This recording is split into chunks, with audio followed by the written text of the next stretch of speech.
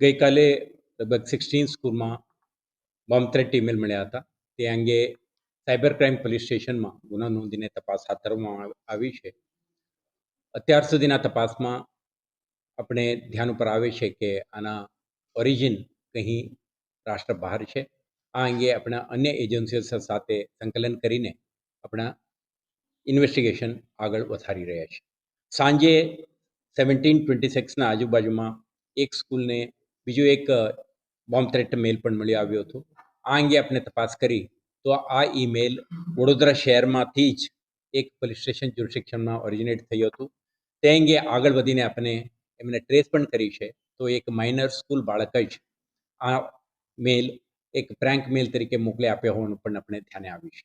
આમાંથી આપણે આ અંગે આપણે સ્પષ્ટ કરવા માંગીએ છીએ કે આજે જે કોર્ટ પ્રિમાઇસીસમાં પણ મળી આવ્યું છે આ અંગે પણ શહેર પોલીસ સેનિટાઇઝેશન અને એન્ટાયર પ્રિમાઇસીસને ક્લીનઅપ કરીને સુરક્ષિત જાહેર કરવાની જે પ્રક્રિયા છે આ હાથ ધરી છે।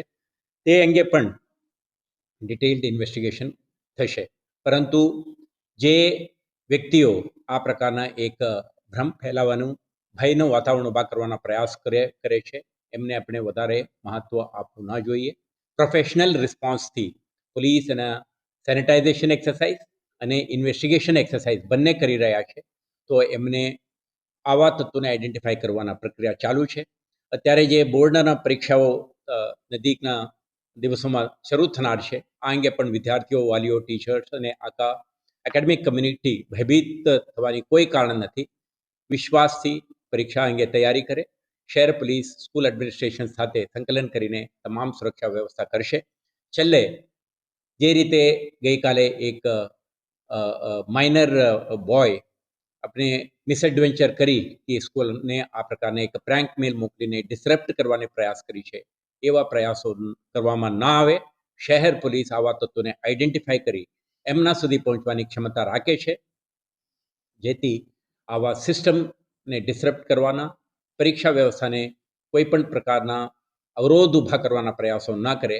એક શાંતિપૂર્ણ માહોલમાં પરીક્ષા સંપન્ન થાય તે માટે શહેર પોલીસ, શિક્ષણ વિભાગ અને સંલગ્ન તમામ વિભાગો સંકલિત કામગીરી કરશે।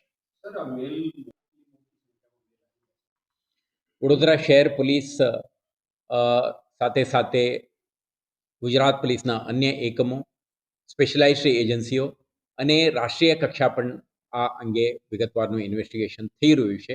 મને વિશ્વાસ છે કે જ્યારે ટેકનોલોજીના દુરુપયોગ કરીને અસામાજિક તત્વો આવા પ્રવૃત્તિ કરી રહ્યા છે તો એમને આઈડેન્ટિફાઈ કરવામાં પણ એજન્સીઓને સફળતા મળશે।